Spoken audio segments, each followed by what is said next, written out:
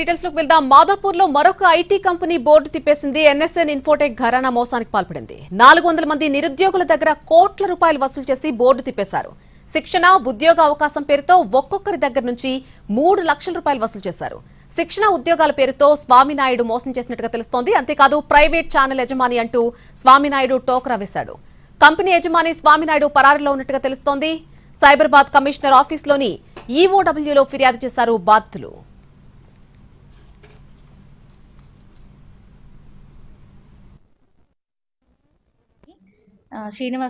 శ్రీనివాస్ అనే వ్యక్తి ఎవరైతే ఉన్నారో ఆయన రిఫరల్ త్రూ వెళ్ళాను. యాక్చువల్లీ ఇది వెండర్స్ దగ్గర నుంచి వెళ్తారన్న సంగతి కూడా నాకు తెలియదు, ఎందుకంటే ఈ సాఫ్ట్వేర్ గురించి నాకు ఐడియా లేదు. శ్రీనివాస్ అనే వ్యక్తి ఏం చెప్పారంటే, మీకు జాబ్స్ అయితే ఉంటాయి, అయితే స్టైఫెండ్ మోడ్లో కొన్ని ఉంటాయి, మీకు అమౌంట్ ఫస్ట్ మంత్ నుంచే శాలరీ పడాలి అంటే కనుక 2 lakhs నుంచి 3 lakhs వరకు పే చేయాల్సి ఉంటుంది అని చెప్పారు. సరే మేమన్నాం అంత పే చేయలేమండి, చెప్పండి అంటే ఇంక సరే అయితే స్టైఫెండ్ మోడ్ వెళ్ళండి అని చెప్పేసి స్టైఫెండ్కి వచ్చేసి కొంత అమౌంట్ కట్టించుకున్నారు. తర్వాత కంప్లీట్గా మాకు శాలరీ కావాలని చెప్పేసి మా ఫ్రెండ్ వాళ్ళ పిల్లలు 2 వచ్చారు అండ్ నేను కూడా ఉన్నాను. దాంట్లో మొత్తం 2 lakhs పే చేయించుకున్నారండి ఒక్కొక్కరి దగ్గర నుంచి. Last month October 14th 2 lakhs pay చేసాము ఒకరికి, ఒక బాబుకి. అండ్ అంతకుముందు 2 months ముందే 2 lakhs పే చేసాము.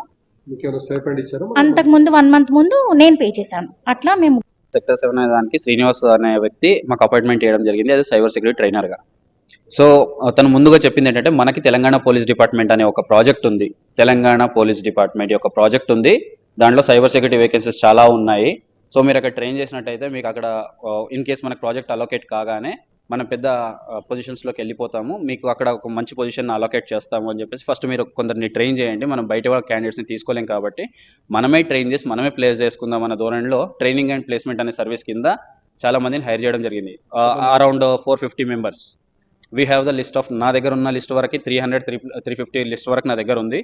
450 లిస్ట్ ఉందని నా ఒక అంచనా. ఆల్రెడీ డే బిఫోర్ అంటే మేము ఈ ఎస్కలేషన్ జరిగే ముందు రోజు కూడా జాయిన్ అయిన విద్యార్థులు ఉన్నారని తెలిసింది.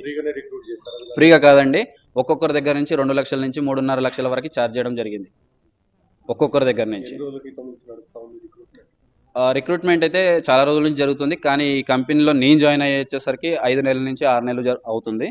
ఇది కాక నాకు ఒక మాట చెప్పి ఇంకో మాట జరిగిందండి. ఇప్పుడు 30K స్టైఫండ్ మోడ్ అనే, అంటే ఎంప్లాయీస్లో స్టైఫండ్ మోడ్ అనేది ఉండదని తెలుసు, ట్రైనింగ్ అండ్ ప్లేస్మెంట్లో ఉంటుంది అనే ధోరణిలో మేము కూడా ఓకే అని చెప్పేసి మేము జాయిన్ అయ్యాము. 30,000 అన్నారు. ఈవెన్ ట్రైనర్కి కూడా అలాగంటే ఓకే, మనకు ఎట్లా జాబ్ లేదు బయట ప్రస్తుతానికి, ఏదో ఒక జాబ్ జాయిన్ అవ్వాలి కాబట్టి మేము జాయిన్ అయ్యాం. అందులో నేను కట్టలేదండి డబ్బు.